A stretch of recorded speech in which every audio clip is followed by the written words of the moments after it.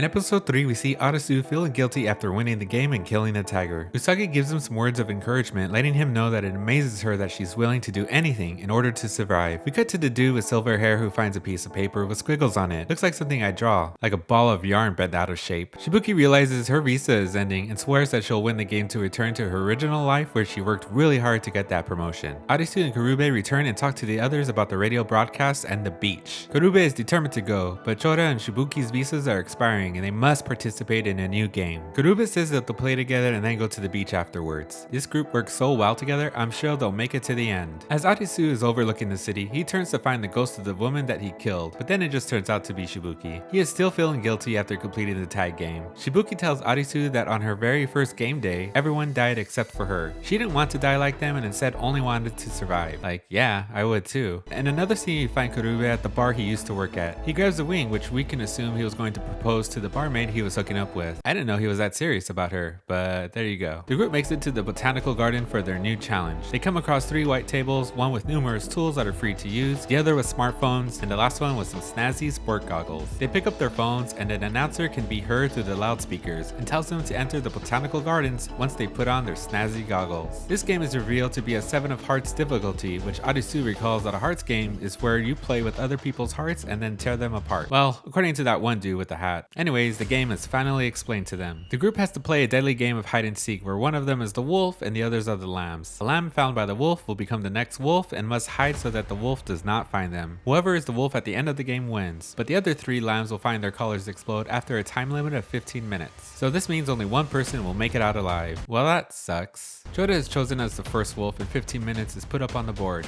Chota tries to get the collar off, but Arisu tries to intervene. During Arisu's attempt to stop him, Chota looks into his eyes, which makes Arisu become the wolf. Arisu then looks at Karube, who then becomes the wolf instead. It turns out when they lock eyes on one another, the wolf role is passed on. It seems to me that they should stay put and work all together to find a solution, and there goes Shibuki. It turns out the person who needs to hide is the wolf, which doesn't make sense to me because shouldn't it be the wolf who's the hunter? Anyways, Karube chases after her. In typical horror fashion, Shibuki trips and falls over. While she's on the ground, Karube tries to strike her down. Wow, dude went from 0 to 100 really quick on the murdering scale. The duo start fighting and Karube is able to become the wolf. As Karube starts to get up, he hears Arisu call his name, who winds up becoming the wolf. Karube chases after Arisu, who is able to run away. Shibuki kicks Karube to the ground. What follows are Karube's and Shibuki's cries calling out Arisu. Karube and Shibuki are able to catch up to Arisu, who pleads to give him more time to figure things out. However, only thinking of survival, both players ignore Arisu's pleas. Just as Shibuki is about to strike, Chota tackles her to the ground. He pins her down, essentially taking her out of the game.